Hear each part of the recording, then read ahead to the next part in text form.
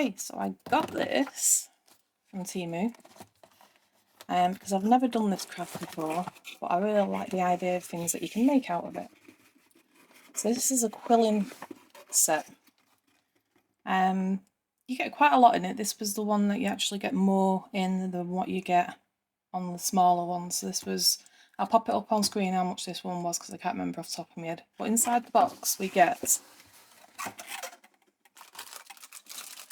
these, which are basically things that you can make different sizes of these quills around. So in here you get the round one, you get the square one, and I'm not exactly sure what that one is, so let's get it open and have a look. Excuse the crinkly paper.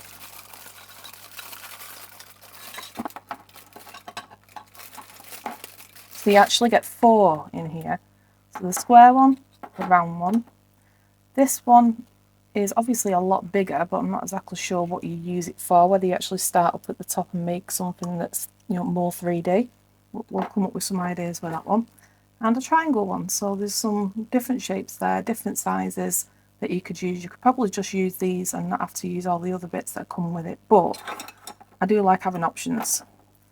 So we get in the box this colour, which is going from like deep reds to pinks. Quite pretty and quite a lot of different colours in there. Oranges, a really dark orange, all the way up to bright yellows. Dark greens all the way up to light greens, very pastel-y greens there, and some very vibrant greens in the middle. Then we got our blues, so we're going from really dark navy blue and actually finishing more with like a teal colour as we go through that pack. Then we have this one, it looks like it goes from black to a greyish kind of green, a bit lighter in the similar colour, and then onto grey.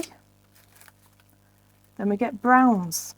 See what happens with me, as I'm unpacking these, my brain goes into, oh, that'd look nice with this and that looks nice with that. So just actually getting something, you know, a cheap box like this to start a new craft, you come up with ideas as you're unpacking it, and that's what gives me my ideas to do different videos and different projects. So they're browns all the way up to like a tan colour. And then we have some nice purple, so really deep purple all the way up to lilacs, and a bit of more of a muted purple there. Then some more brighter colours, so we're going from light pink, or mid colour pinks, all the way to these really bright oranges and sort of neon colours, and then back into some pastels. But if you look at these, you wouldn't actually think these would go together if you had them as a colour. But when you actually look at them next to each other like that, you can actually come up with some ideas of what you wouldn't normally do. And that's what I like about opening new things or watching new creators that I've not seen before, is that you get to see what they've done with their projects, which then gives you ideas for you to do on yours, especially when it comes to colour and what looks right with what and what you could actually use it for. Then we have more of a muted colour of yellows. There's quite a lot of yellows in this pack, so we've got all these, which is good because the idea of the project that I've got is quite summery, spring kind of colours. So they're quite a, there's quite a few different yellows and oranges in them 3 packs alone. And then we've got these other ones as well, which you could use for, I'm thinking at the moment, for things like flowers, branches, leaves. These would probably be in a completely different project altogether, although you could use the black to outline some of the quills. Some blues there, and some greens. Obviously, again, some of these you could use in nature kind of things, but we'll go through that when we actually start making a video about it. So that's the colours that you get. Then we get a little funky pair of scissors. Obviously, you'll have your own that you like. But like this, that it actually opens and closes. It's a really good idea. So you're not actually having to open them yourself. So I might actually use these because I feel like a really good idea, and they do feel like a decent scissor. I can fit both fingers in, quite comfortable, and it's moulded to the finger, and then you get your finger stuck. That's not because of the scissors, that's just me. Let's get something to cut. Just see how these are. This is just a bit of transfer paper, so it's like plastic on one side and paper on the other, but we'll just have a quick look how they cut. A little bit draggy, but for the quill, I think they'll be alright. Yeah, they're not brilliant. We'll probably do with a bit of a sharpen, but I think for the actual project of the quilling, I think they should be okay. Then we get this little curling coach, which you basically use to fill in these areas. And the good thing is it's got the measurements of what you actually do on there. And there's also a pinhole there for you to hold your quill in place while you do all the other things. We get some pins, which obviously you use to hold the quills down whilst you're working with them. There's not many in there, so I think we could do with some more, but at least they're there to start us off with. Then we get a pair of tweezers. Again, not great quality, but you know, they're good enough for what we need them for in this. I will probably be using my own tweezers just because these feel very thin for my hands to be able to use easily. Then we get a little bottle. Now I'm presuming this is for any glue or adhesive that we're going to be using. I'm not sure what I'm using yet, but the good thing with this is that it does come with a very fine point so that you're able to use glue in particular areas. Then we have these pens, or pens of needles. I'm not exactly sure what you call them because I've not really done this before. That one's slightly smaller, so there is 3 different sizes. Obviously that's a much longer one, that's more of a needle. That's like just a sharp point on the needle. But these two, both slightly different. I'm not sure how good you can pick that up on camera, but that one's a lot wider. And what the idea is, you start off with one of these little quills, you put that inside it, and as you turn it, it makes the circle or it makes the square, whatever it is that you're quilling. Then we have this. This is to make 3D shapes. In these particular shapes, you can make it actually come out further rather than it all being completely flat. So we'll be having a play with that. So that goes all the way from 2.5mm all the way up to 40mm. And there's different, so this is more like a cone shape and these are more circular shape. So I'll play with that. Then we get this. Oops, let's just move that out of the way.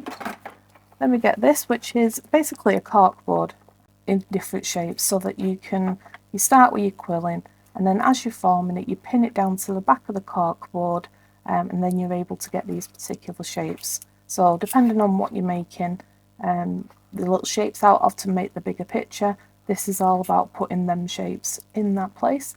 And I do like that it's all marked off really well, and there's a decent amount of different shapes in there as well. This, I think, is for you to make your own shapes. I have actually ordered some extra tools to go with this kit, just because I like the idea of different creative ways of using it. They're not with me at the moment. I'm just doing this box for the minute, and as they arrive through the post, I'll do an unboxing on those and also show you them in the video that I'll be making a project out of all this. Then inside we get this card with different flowers on, so this just gives you an idea of what you could actually make. If you're thinking, okay, I want to make, I've just picked this for example, a flower, we obviously need to make these sizes depending on what size we need into a certain circle shape, and then you stick it all together like that. And then these light leaves, you look at them and you don't think you could actually use any of this stuff, but if you look on this, basically these shapes are already on the corkboard and you'll be able to make that as it goes out. And then the lines that are sort of in between, you can use the pin method I've actually got on, you can use on the back of this, where you actually pin it down and you're able to put pins in the right place that you want to, and then you can make the actual shape of the stem or branch or whatever it is that you're making it out of. So you can use the back of this as well as using it for the front, but I think I might actually get another cork board as well, because I think it'd be a good idea to have an extra one whilst one's sort of drying with the glue. I can be working on the next one, so we'll be looking at getting another cork board. And then finally in the box we get this. It's a coordinate setting for quilling only. I'm not exactly sure what or how you would use this. I will look into that because I can't think of anything at the top of my head apart from using it for actual measuring guide. But I'll have a look and see how we use this. There's no holes in it to sort of pin anything to. So it's obviously used for something, maybe just to get the sizing right. We'll have a look and I'll figure it out over time, but maybe it's just to get the angles and the sizing right so that you're actually making it, you know, symmetrical throughout your work. I think that's what it's going to be for, but I will sort of look into that and make sure that's the way to do it. Because obviously these have got lines on them, so I'm just thinking that might marry up with using it for angles and making sure it's in the right position. So that's everything in the box. I think that's quite a good little kit. Okay, a couple of other things have come through the post. One, I've got some more quilling paper. So this is a quilling tool where you can actually wrap things around it in different lengths, different shapes. So, and these are a centimetre apart. And then you've also got this here where you can actually line things up and move them along into a right angle, and so they can actually get that to stick. And this is the third one, and this is to put some texture in the actual paper. I'm going to keep the piece of card because that's quite a stiff piece of card, and to keep this in a place without damaging this would be good. What I'm going to do is, because this piece is already damaged, I'm just going to pull that off and use this to show you what this tool does. What this does, figure out a way it does it. So these ones are spaced further apart and then ones are closer together. And when you put this through, it sort of corrugates it. So once it's in and you got it straight and you're turning it the right way, it should come out.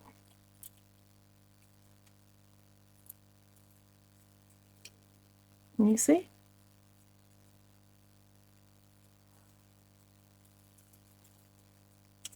It comes out with a bit of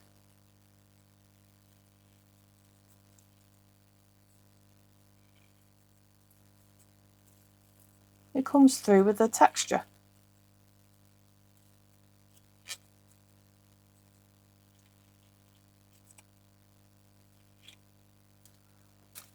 And that's what it looks like once it's been through that. It just gives it a nice bit of texture. Makes it a little bit shorter because obviously it's crimped.